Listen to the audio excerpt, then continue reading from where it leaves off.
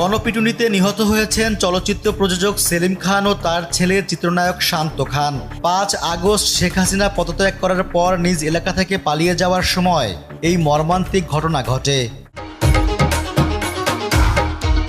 পালিয়ে যাওয়ার সময় প্রথমে বালিয়া ইউনিয়নের ফরাক্কাবাদ বাজারে জনরোষে পড়েন সেলিম শান্ত। সেখানে নিজের পিস্তল থেকে গুলি করে উদ্ধার হয়ে আসতে পারলেও পার্শ্ববর্তী বাগাড়া বাজারে আবারও জনতার মুখোমুখি হন। সেখানেই গণপিটুনিতে নিহত হন তারা। ছেলে তোদের মেরে ফাটিয়ে দিল। চাঁদপুর সদর উপজেলার লক্ষ্মীপুর মডেল ইউনিয়ন পরিষদের আলোচিত চেয়ারম্যান ছিলেন সেলিম খান।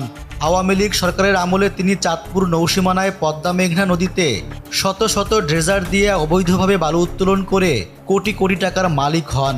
এসব ঘটনায় জেল খাটেন। দুদকে তার বিরুদ্ধে মামলাও চলমান রয়েছে।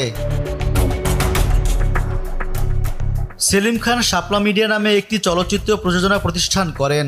এর ব্যানারে ২০১৮ সাল থেকে তিনি বেশ কয়েকটি সিনেমা প্রযোজনা করেছেন। দেশের শীর্ষনায়ক শাকিব খান সহ নামকরা তারকারা তার প্রযোজিত সিনেমায় অভিনয় করেছেন। কয়েক বছর আগে ১০০ সিনেমা নির্মাণের ঘোষণা দিয়ে আলোচনার জন্ম দেন। অন্যদিকে প্রেমচোর সিনেমার মাধ্যমে বড় পর্দায় অভিষেক হয় শান্ত খানের। শেখ মুজিবুর রহমানের জীবনের আলোকে নির্মিত টুঙ্গিপাড়ার মিয়া ভাই সিনেমায় অভিনয়ও করেন। এরপর বিক্ষোভ, বুবুজান ও প্রিয়ার নামের সিনেমায় অভিনয় করেন। ৩টি ছবিতে যথাক্রমে অভিনয় করেছেন মাহিয়া মাহি, কলকাতার জনপ্রিয় অভিনেত্রী শ্রাবন্তী চট্টোপাধ্যায় ও কৌশানী মুখার্জি। সেলিম খান ও শান্ত খান নিহত হওয়ার খবর শুনে ভারতীয় গণমাধ্যমকে কৌশানী বলেন, আমার সঙ্গে ছাড়াও টলিউডের অনেকেরই শাপলা মিডিয়ার সেলিম ভাইয়ের সঙ্গে যোগাযোগ ছিল। শান্তর চাঁদপুর এলাকায় নিজস্ব একটা রাজত্ব ছিল। আমি ওখানে যাওয়ার পর ঢাকা ঘোরানো থেকে শুরু করে সিম কার্ড সংগ্রহ সবকিছুর ব্যবস্থা করেছিল। মানুষকে ভালোবাসতো। আমি যেহেতু অভিজ্ঞতায় বড়, তাই আমার থেকে নানা উপদেশ নিত। আমি ভাবতেই পারছি না এমন।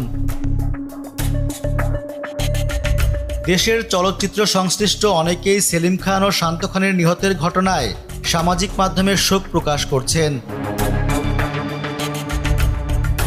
রেজওয়ান সিদ্দিকী, দেশ টিভি।